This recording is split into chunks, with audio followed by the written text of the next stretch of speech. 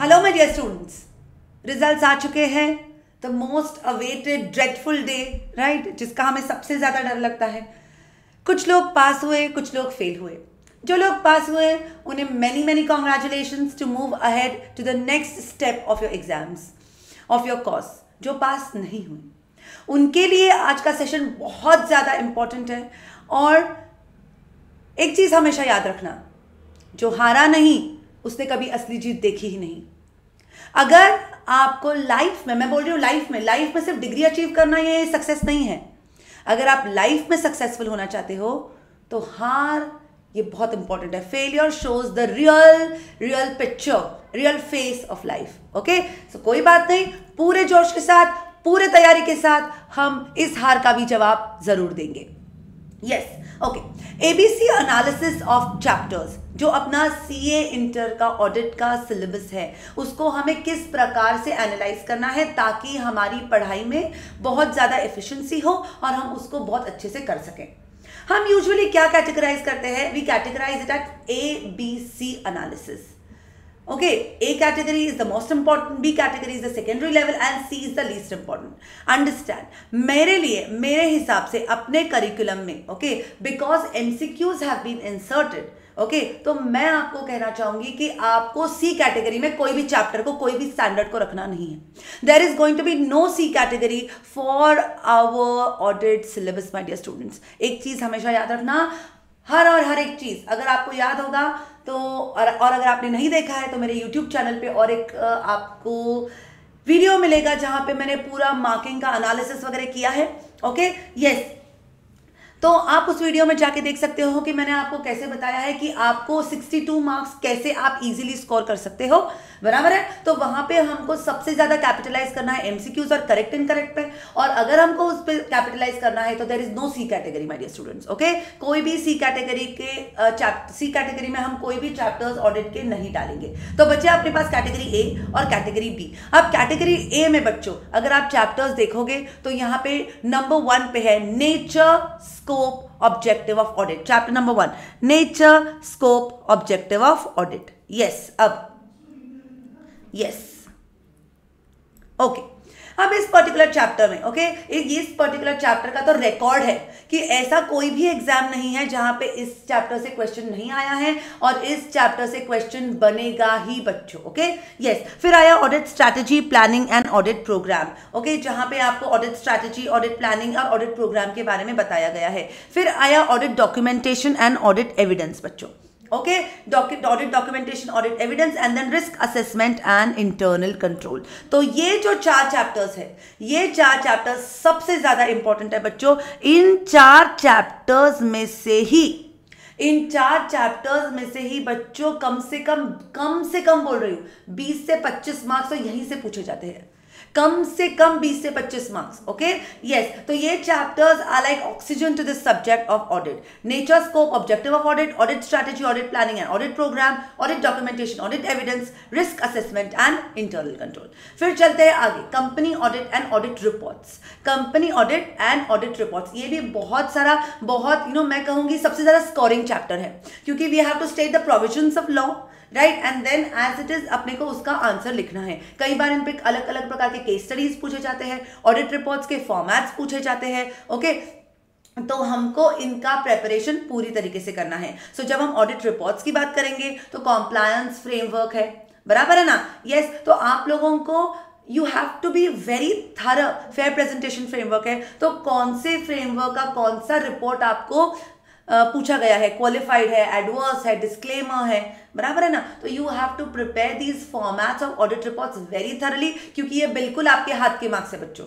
Okay, yes. Then आया audit of different types of entities and audit of items of financial statements. Okay, yes. अब ये जो chapters है इनको आप किस प्रकार से पढ़ोगे? सी अंडरस्टैंड, आखिर में ये सब्जेक्ट क्यों इंट्रोड्यूस किया गया है?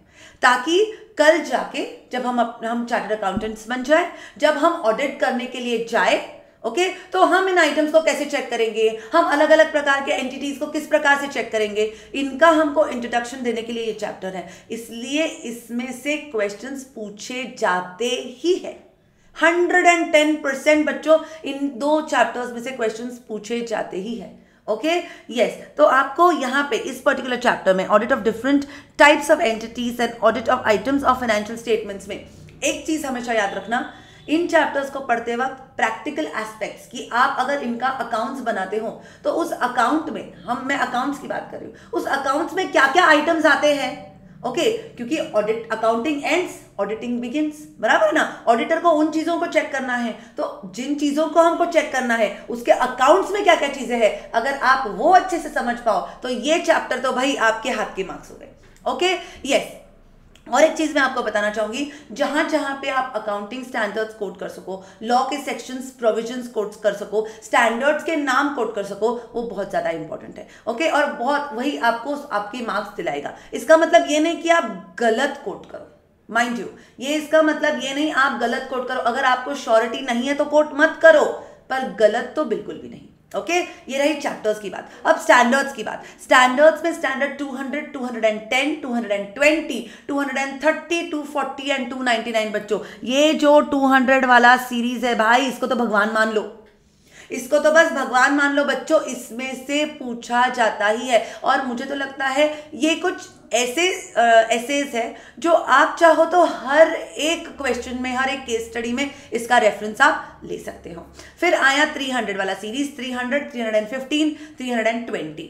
ओके बहुत ज्यादा इंपॉर्टेंट है। फिर रहा सवाल 330 का और 450 का, तो ये अपने सिलेबस से हटाया गया है, मुझे पता है, बट एक चीज याद रखो, उसके बाद और एक नोटिफिकेशन इंस्टीट्यूट ने इशू किया था ये बताने के लिए कि ये स्टैंडर्ड्स का अगर कहीं पे प्रैक्टिकल एप्लीकेशन आता है तो वो आपको करना पड़ेगा। करेक्ट? ओके यस, तो जो ऐसे 330 और ऐसे 450 है, उसका अगर कहीं पे रेफरेंस आता होगा तो वो भी हमको, अगर we have to refer to the standards, तो मैं तो कहूंगी कि आपको ये स्टैंडर्ड्स करके ही जाना है। सीधी बात है ना।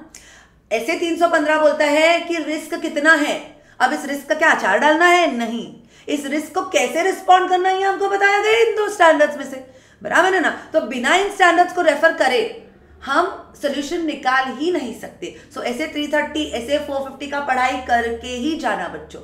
ओके यस, फिर आई 500 वाली सीरीज, ऐसे 500, 501, 505, 520, 530 एंड ऐसे 570। ओके यस, अब इन स्टैंडर्ड्स बहुत ज्यादा इंपॉर्टेंट है, स्पेशली 500 वाला सीरीज जो है वो बहुत इंपॉर्टेंट है। ऑडिट एविडेंसेस के बारे में बात किया गया है यहाँ पे, अलग अलग प्रकार के सिचुएशन में आप एज एन ऑडिटर कैसे रिस्पॉन्ड करोगे ये हमको बताया गया है। ओके तो बी श्योर कि आपको ये स्टैंडर्ड्स अच्छे से आते हो। ओके अगर आपके पास बहुत ज्यादा समय नहीं है क्लासेस फिर से करने की, या आपको कोई शॉर्ट वीडियोस चाहिए, तो मेरे चैनल पे आपको इन सारे स्टैंडर्ड्स के शॉर्ट वीडियोस भी मिल जाएंगे। ओके यस, फिर रही सबसे इंपॉर्टेंट, भाई हाथ जोड़ लो इन स्टैंडर्ड्स को, ऐसे 700, ऐसे 701, ऐसे 705, ऐसे 706।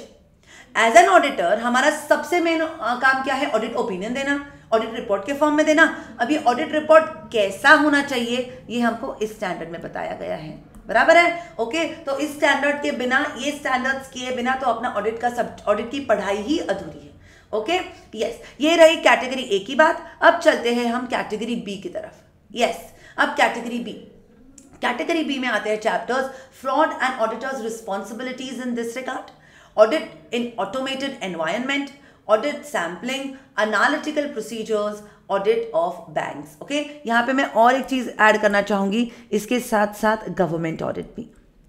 यस इसके साथ साथ गवर्नमेंट ऑडिट भी। Okay yes, fraud and auditors responsibilities, तो जहां पे हमको ऐसे जो है 240, फिर ऐसे 200 भी कई हद तक हमको इसके बारे में बताता है। Then we have companies act provisions of the section 143(12), we have CARO applicable here also, बराबर है। यस तो ये चैप्टर मैंने इसको कैटेगरी बी में डाला है, बट कैटेगरी बी में सबसे ज्यादा इंपॉर्टेंट वाला चैप्टर रहेगा ये वाला। ओके यस, फिर रही बात audit of banks and government audit की, ये भी बहुत ज्यादा इंपॉर्टेंट है। फिर रहे ऑडिट इन ऑटोमेटेड एनवायरनमेंट, जो आपके जो EIS सब्जेक्ट है उसके साथ आप उसको कोरिलेट कर सकते हो। यस फिर audit sampling and analytical procedures है। अब कैटेगरी बी में हमारे स्टैंडर्ड्स आते हैं ऐसे 250, okay then 510, 550, 560 and 580 and third category, yes, in category B is SA 610 and SA 710. Remember, there is no category C. Okay? Yes, my dear students, कोई भी चीज हमको छोड़ के जाना ही नहीं है अपने एग्जाम्स में. ओके तो कैटेगरी सी के बारे में तो आपने सपने में भी सोचना नहीं है. Yes, so we have only category A and category B. इसका मतलब है कोई भी चैप्टर हमको छोड़ना नहीं है, हमको उसको एक बार रेफर तो जरूर जरूर जरूर करना है. Okay, yes, please follow this sequence and study properly. And yes, your dreams are yours, and if you decide, you can definitely achieve them. All the best and study well.